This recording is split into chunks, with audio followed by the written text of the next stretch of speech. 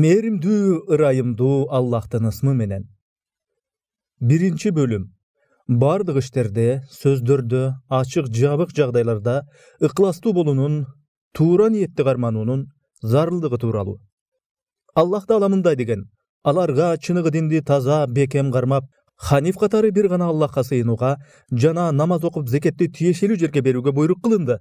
Мына ушул гана акыйкат жолдогу адамдардын тутунган дини. Жогорудагы окулгандардын ханиф деген сөзгө түшүндүрмө? Башкача айтканда, жалгыз кудайлуулук принципи болгон таухидти бекем карманган адам. Исламга чейин Аравияда ханиф деп иудейлерге дагы, христиандарга дагы кошулбастан, жалгыз кудайга гана сыйынгандарды аташкан. Ал эми ыйык Куранда болсо, пайгамбарлардын атасы Ибрахим да, ага тынчтык болсун, ханиф деп аталат. Жана да Аллах Таала мындай деген: курмандыгыңардын эттери жана кандары эч качан Аллахка жетпейт. Бирок силердин такыбалыгыңар Аллахка жетет. Хадж сүрөсү 37-аят. Курмандыгыңардын эттери дегенге түшүндүрмө? Башкача айтканда, курмандык чалынган малдардын эттери жана каны. Ошондой эле Аллах Таала мындай деген: силер жүрөгүңөрдөгүнү жашырсаңар дагы, ачык айтсаңар дагы Аллах аны билип турат. Аллах асмандагыларды дагы, жердегилерди дагы билет. Али Имран сүрөсү 29-аят. Биринчи хадис. Момундардын амири Абу Хафс Умар бин Хаттаб, Аллах ага ыраазы болсун, мындай дегени кабардалат: мен Аллахтын элчиси саллаллаху алейхи вассалам мындай дегенин уккамын: чындыгында иштер ниетке жараша бааланат. Бааланат деген сөз кашанын ичинде жазылган. Бул сөздөр хадисте жок. Алар окурмандарга түшүнүктүү болуусу үчүн хадистин контекстине жараша редактор жана котормочу тарабынан кошулду. Чындыгында иштер ниетке жараша бааланат, жана чындыгында ар бир адамга ал ниет кылган нерсе гана тиет. Ошондуктан Аллахка жана анын элчисине хижра кылган адам Аллахка жана анын элчисине хижра кылат. Хижра кылган деген сөзгө түшүндүрмө? Бул жерде Меккеден Мединага мусулмандардын өз диндерин сактап калуу үчүн көчүүлөрү айтылууда. Кошумча маалымат: хижра көчүү дегенди билдирет. Мисалы, надандыктан ислам динине көчүү. Алгачкы мусулмандар, мушриктер басымдуулук кылган Меккеден Мединага көчүшкөн. Котормочу Садык Кавайдын сөзү. Хижра кылган адам Аллахка жана анын элчисине хижра кылат. Түшүндүрмө? Башкача айтканда, капырлардын өлкөсүн бир гана Аллахтын ыраазычылыгы үчүн таштап чыгып кеткендер Аллахтын сыйлыгына жана анын элчиси саллаллаху алейхи вассалам менен бул жана тигил дүйнөдө бирге болуу бактысына ээ болушат. Дүйнөгө тиешелүү башка бир нерсе үчүн же өзү үйлөнүүнү каалаган аял үчүн хижра кылгандар эмнеге хижра кылышкан болушса, ошого карай көчкөн болушат. Өзү үйлөнүүнү каалаган аял үчүн хижра кылгандар дегенге түшүндүрмө? Пайгамбар саллаллаху алейхи вассаламдын мынтип айтуусуна Меккеден Мединага көчүү менен байланышкан төмөнкүдөй конкреттүү бир окуя себеп болгон. Бир адам диний максат эмес, башка максат менен, тагыраак айтканда, эгер ал Мединага келип жашай турган болсо гана, ага турмушка чыгууга макул болгон кайсы бир аялдын талабы боюнча Мединага хижра кылган.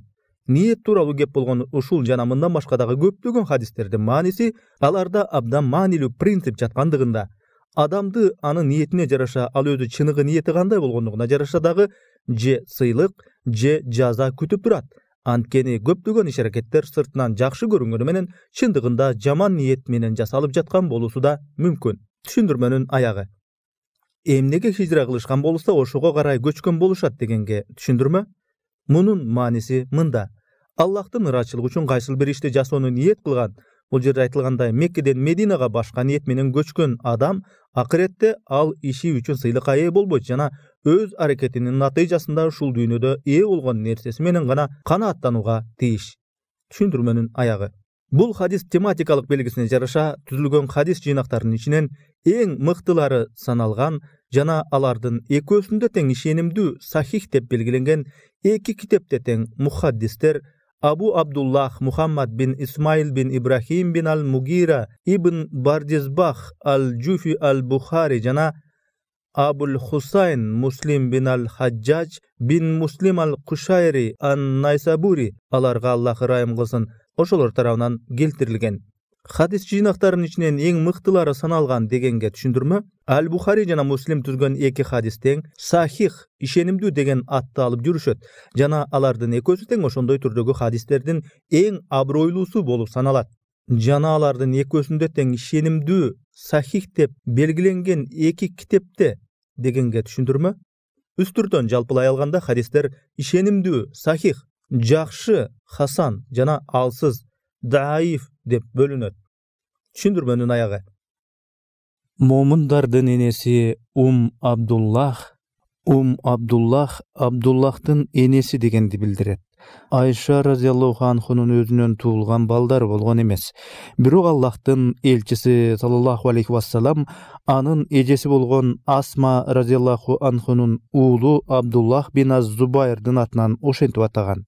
Момундардын энеси Абдуллах Айша разияллаху анхунун мындай дегени кабардалат. Бир жолу Аллахтын элчиси саллаллаху алейхи вассалам мындай деп айткан: Каабага карай армия жолго чыгаттагы ал аскерлер жердин чөлдүү жерине жеткен кезде жер алардын биринчисинен баштап эң акыркысына чейин баарын жутуп алат.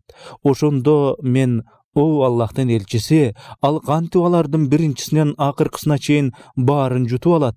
Анткени алардын арасында тигилерге тиешеси болбогон карапайым адамдар дагы болот да, деп сурадым. Тигилерге тиешеси болбогон карапайым адамдар дегенге түшүнүк. Мисалы, армияга капыстан кошулуп калган карапайым жолоочулар деген мааниде. Тигилерге тиешеси болбогон карапайым адамдар дагы болот да, деп сурадым. Бул жерде Айша разияллаху анху жамандыкты ниет кылгандар дагы, жаман ниети болбогондор дагы жазага кабыларына таң калып жатат. Ал мындай деди: алар биринчиден акыркысына чейин жуткурулат, анан ниеттерине жараша кайтарым алуу үчүн кайра тирилтилет. Маалымат булагы Аль-Бухари, Муслим. 3-чү хадис. Айша разияллаху анхунун мындай дегени кабардалат. Аллахтын элчиси саллаллаху алейхи вассалам мындай деп айткан: жеңиштен кийин 630-жылдын 12 январында мусулмандар Меккени алышкан жана ошондон кийин ал жерден диний максатта көчүп чыгуу, хижра кылуу зарылдыгы калган эмес. Жеңиштен кийин жер которуп хижра кылуунун кажети жок. Бирок жихадка катышуу, жихад деген сөз кандайдыр бир нерсеге бүткүл күч-кубатыңды жумшоо, күрөшүү, согушуу дегенди билдирген жахада этишинен келип чыгат. Ошентип жихад сөзү ислам душмандары менен согушууну гана билдирбестен, сөздүн андан дагы кенен жана туура маанисин алганда, жихад сөзү ыйман, ишеним үчүн күрөш. Мисалы, өзүңдүн жаман адаттарың, жамандыкка ыктоолоруң, умтулууларың, начар ниеттериң менен күрөшүү дегенди билдирет. Ошондой эле башкаларды шарият жактырган баардык жакшылыктарга үндөө деген маанилерди дагы берет.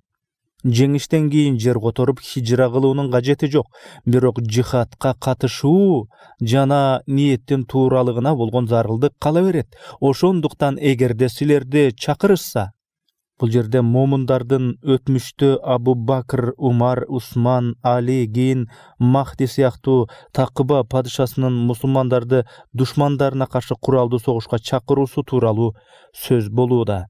Ошондуктан эгерде силерди чакырышса, анда шашылгыла. Маалымат булагы Аль-Бухари, Муслим. Демек, Мекке исламдын жайылуу аймагы болгон соң, андан көчүп чыгуунун эч кандай зарылдыгы жок. 4-чү хадис. Абу Абдуллах Жабир бин Абдуллах Аль-Ансаринин мындай дегени кабардалат. Биз чогуу катышкан согуштук жүрүштөрдүн биринде, бул жерде 630-жылдын октябрь айында болуп өткөн Табукка карай согуштук жүрүш тууралуу сөз болууда.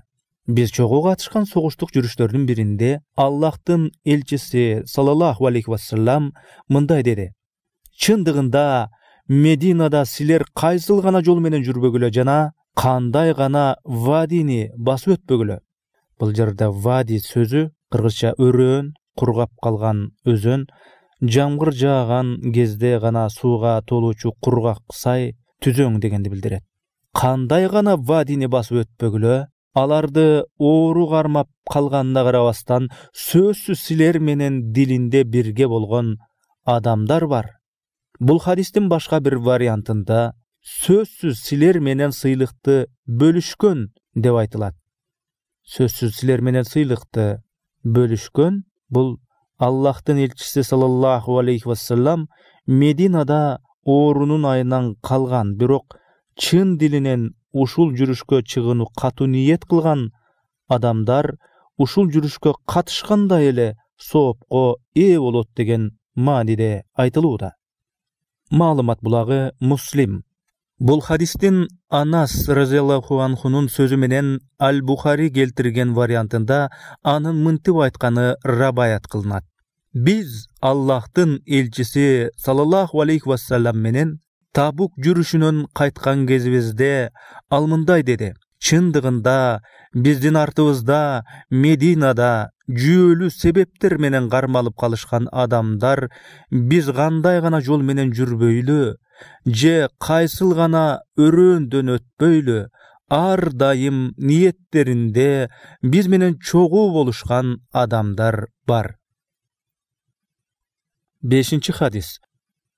Өзүнүн атасы менен чоң атасы сыяктуу эле сахаба болгон Абу Язид Ман бин Язид бин Ал-Ахнас разияллаху анхунун мындай дегени кабардалат: бир жолу менин атам Язид мечитте бир нече динарды чөнтөгүнөн алып садакага берүүсүн суранып бир адамдын жанына коет. Анан мечитке мен келип тигил акчаны алдым.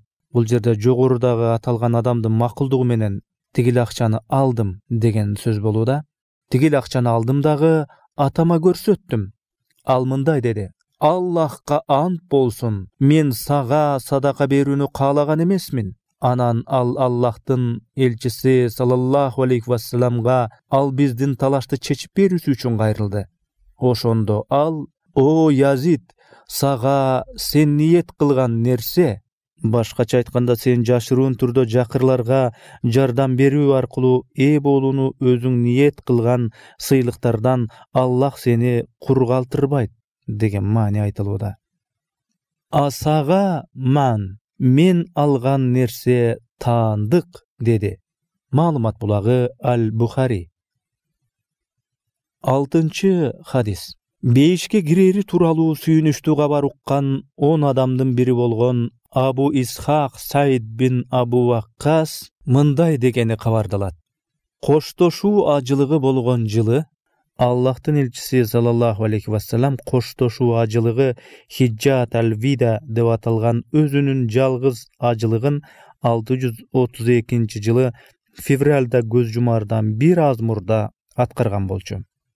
Коштошуу ажылыгы болгон жылы мен катуу ооруп калдым дагы Аллахтын элчиси саллаллаху алейхи вассалам мени зыярат кылып келгенде мен ага мынтип айттым: чындыгында бул оору мени кандай абалга алып келгенин көрүп турасыз. Мен баймын, ал эми кызымдан башка мураскор болсо менде жок. Ошондуктан мен өзүмдүн акчамдын 3төн 2син кедейлерге таратып жиберсем болбоспу? Ал жок деди. Мен 3төн 1-чи о Аллахтын элчиси дедим. Ал 3төн 1, бирок 3төн 1 да көптүк кылат.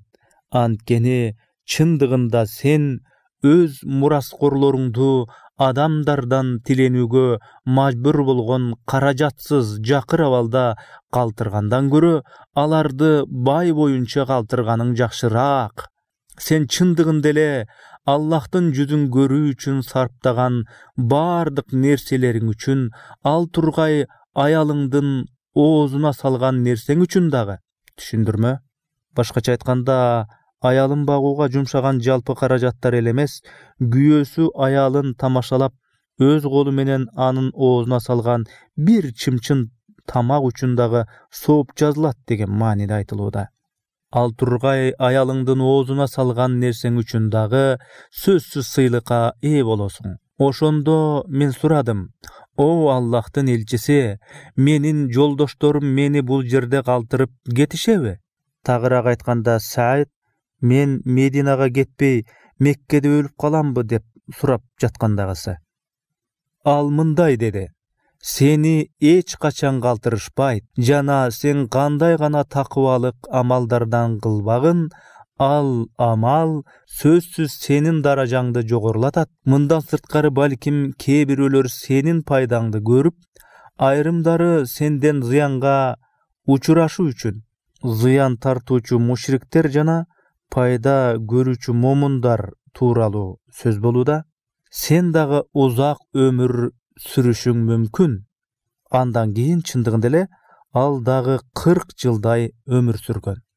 О Аллах, менин сахабаларымдын хижрасын толук кыл жана аларды артка чегинүүгө аргасыз кылба. О бечара Саид бин Хаваля.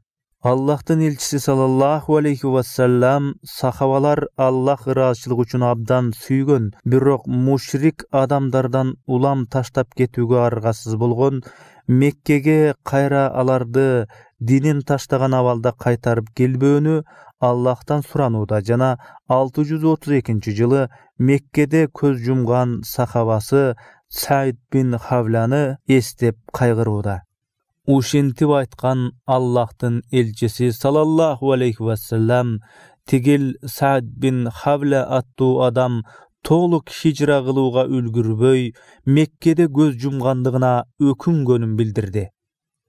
Маалымат булагы Аль-Бухари, Муслим. 7-чи хадис. Абу Хурайра Абд ар-Рахман бин Сахрдын мындай дегени кабардалат. Аллахтын элчиси саллаллаху алейхи вассалам мындай деди: чындыгында Аллах Таала силердин денеңерге да, кийимиңерге дагы карабайт, бирок ал силердин жүрөгүңөргө сөзсүз карайт. Бул хадистин айрым варианттарында ошондой эле жана силердин ишиңерге дагы карайт деп айтылган. Маалымат булагы Муслим. 8-чи хадис. Абу Муса Абдуллах бин Кайс аль-Ашаринин мындай дегени кабардалат.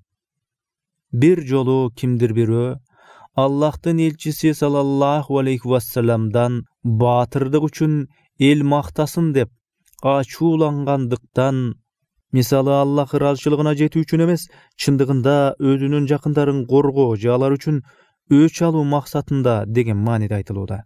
Баатырдык үчүн эл мактасын деп ачуулангандыктан улам же эл көрсүн рия үчүн согушкан 3 адамдын кимиси Аллахтын жолунда болоорлугун сурады эле. Ага Аллахтын элчиси саллаллаху алейхи вассалам мынтип жооп берди: Аллахтын сөзү бардык нерседен бийик болсун үчүн согушкан адам гана Аллахтын жолунда болот. Маалымат булагы Аль-Бухари, Муслим. 9-чу хадис. Абу Бакра Нуфай бин Аль-Хариса Сакафинин мындай дегени кабардалат. Бир жолу Аллахтын элчиси саллаллаху алейхи вассалам мындай деди: эгерде эки мусулман бири-бирине кылыч көтөрсө, анда өлгөнү дагы, өлтүргөнү дагы тозокко түшөт. Ошондо мен сурадым: о Аллахтын элчиси, өлтүргөн түшсө адилет болот, а эмне үчүн өлгөн дагы түшөт? Ал айтты: анткени ал дагы өз жолдошун өлтүрүүнү каалаган. Маалымат булагы Аль-Бухари, Муслим. 10-чу хадис. Абу Хурайра разияллаху анхунун мындай дегени кабардалат. Аллахтын элчиси саллаллаху алейхи вассалам мындай деген: жамааттык намаз базарда же үйдө окулган намаздан 20дан ашык даражага жогору. Анткени силерден кимдир бирөө талап кылынгандай даарат алып, намаз окуу максаты менен гана мечитке келсе жана намаздан башка эч бир нерсе аны буга, башкача айтканда мечитке келүүгө түртпөгөн болсо, ал мечитке киргенге чейинки ар бир кадамы үчүн сөзсүз бирден даражага көтөрүлүп, бирден күнөөсү өчүрүлүп жүрүп олтурат. Ал мечитке кирген кезден баштап аны ал жерде намаз кармап турган бардык убакыттарда ага намаздын сообу жазылат. Бул жерде эгер адам мечиттин ичиндеги намаз окуган жеринде канчалык көп олтурса дагы, ошол убакыттардын баарынын ичинде ага намаз окугандын сообу жазыла берери айтылууда. Жана силер намаз окуган ордуңардан турганга чейин ар бириңер үчүн периштелер: о Аллах, ал мечитте олтуруп башка бирөөгө азар бергенге чейин жана булганганга чейин ага ырайым кыл, аны кечир. Башкача айтканда, даарат алгандан кийин даараты бузулбаган боюнча калган бардык убакыттардын ичинде капа кылуу деген сөзгө келсек, бул сөз ушул хадистин бардык эле версияларында келтирилбейт жана ар түрдүүчө чечмеленип келүүдө. Мисалы, кээ бир комментаторлор мечиттеги мусулман адамдардын бирөөсүнө азар берүү жөнүндө сөз болууда дешет. Айрымдары болсо аны даараттын бузулушунун жана башка ушул сыяктуу натыйжасында периштелерди капа кылуу деп түшүнүшөт. О Аллах, анын тообаларын кабыл кыл деп дуба кылып турушат. Маалымат булагы Аль-Бухари, Муслим. 11-ci hadis. Abul Abbas Abdullah bin Abbas bin Abd al-Mutalib'din, Allah ondan razı olsun, mınday degeni kabardalat. Allah'tın elçisi sallallahu aleyhi ve sellem özünün can egesi bolgon jakşılıktуу улуу Allah'tın sözün mıntıp aytıp bergen. Çındığında Allah jakşı jana jaman amaldарды жазып koyup, anan anı mıntıp açıktadı.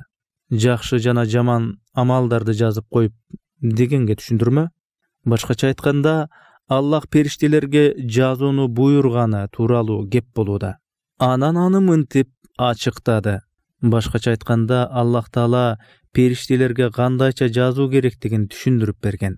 Мындан кийин ким жакшы амалдарды кылууга ниеттенип, бирок аны аткарбаган болсо, жакшылыктуу Аллах Таала өзүнүн алдында ага бир бүтүн жакшы амалды жазып коет. А эгер адам ниет кылып аткарган болсо, анда Аллах өзүнүн алдында ага 10-дон 70-ке чейин жана андан дагы көп жакшы амалдарды жазып коет.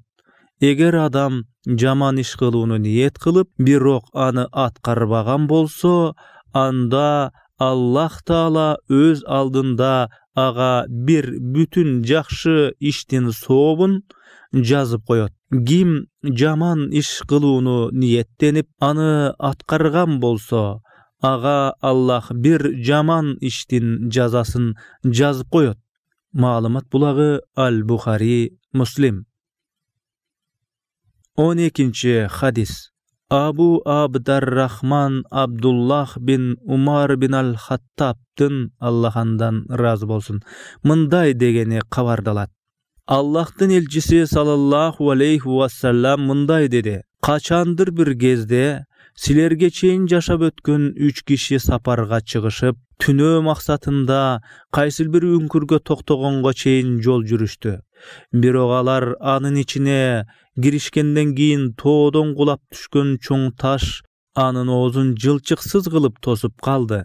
Ошондо алар мынтип айтышты: чындыгында бул таштан силерди өзүңөрдүн жакшы амалыңар үчүн Аллах Таалага кылуучу дубаңар гана куткара алат. Башкача айтканда, Аллахтын ыраазычылыгы үчүн гана силер жасаган жакшы амалдардын сообуна Аллахтан келүүчү жардам, ырайым гана куткара алат деген маани. Анан алардын бирөөсү мындай деди: О Аллах, менин улгайган атенем боло турган жана мен сүттү эң оболу аларга бермейинче үй бүлөмө дагы, кулдарыма дагы ичирчү эмесмин. Бир жолу бадал издөө убарасы мени үйдөн алыстап кетүүгө алып келди дагы, мен кайтып келген кезде алар уктап калышкан экен. Бадал издөө убарасы менен дегенге түшүндүрмө? Башкача айтканда, койлорду багуу үчүн жалбырагы чөбү көбүрөөк бадалдуу жайыт издеп үйдөн алыстап кеттим деген маани. Мен алар үчүн сүттү саап, бирок алардын уктап калганын көргөн соң, алардан мурда үй бүлөмү дагы, кулдарымы дагы тойгозууну каалабай, колумдагы сүт толтурулган идиш менен таң атып, алар ойгонго чейин күтүп олтурдум. Бирок ошол эле учурда балдарым ачкалыктан менин көз алдымда кыйкырып ыйлап жатышты. Анан атенем ойгонушту дагы, кечки суусундугун, башкача айтканда, мен кармап турган сүттү ичишти.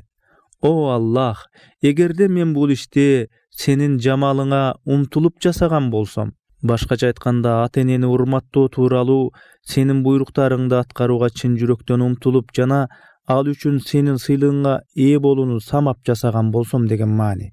анда мобул таштын айынан кептелген бул абалдан бизди куткар. Ошондон кийин таш жылды, бирок ал жерден алар чыга ала турганчалык көп эмес. Башкасы мынтип айтты: О Аллах, чындыгында менин атам менен бир тууган авамдын мен адамдардан өзгөчө артык көргөн бир кызы бар эле. Башка бир хадисте мынтип айтылат: жана мен аны эркек менен аялдын эң катуу сүйүүсүндөй күчтүү сүйчүмүн жана аны менен уктоону тилечүмүн. Бирок ал ар дайым каршы турчу. Ошентип бул абал кургакчылык жыл болгонго чейин уланды. Ошондо ал мага келди. Мен аны колдонуу үчүн ага 120 динар бердим. Ал макул болду. Анан мен аны колдоноор кезде ушул хадистин башка вариантында мындай делет: А мен анын эки бутунун ортосуна олтурган кезимде ал мындай деди: Аллахтан коркуп, бул мөөрдү шарият мыйзамы менен бузгун.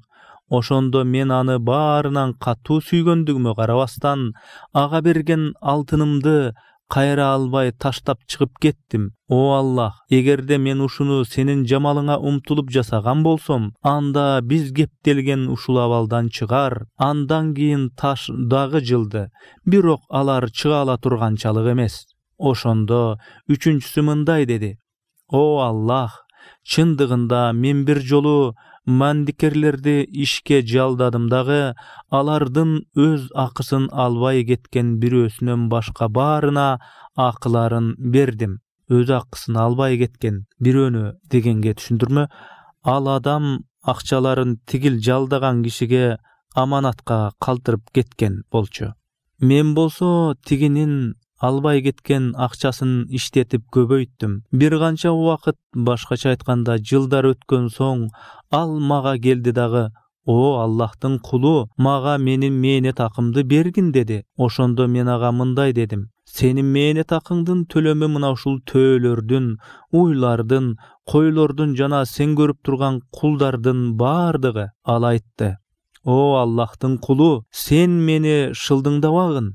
Мен ага мындай дедим: Мен сени шылдыңдаган жерим жок. Ошентип ал эч нерсе калтырбастан баарын айдап кетти. О Аллах, эгерде мен муну сенин жамалыңа умтулуп жасаган болсом, анда биз туш келген бул абалдан бизди куткар. Ошондон кийин таш дагы жылды жана бул жолу сыртка чыгууга боло турганчалык кенен ачылды.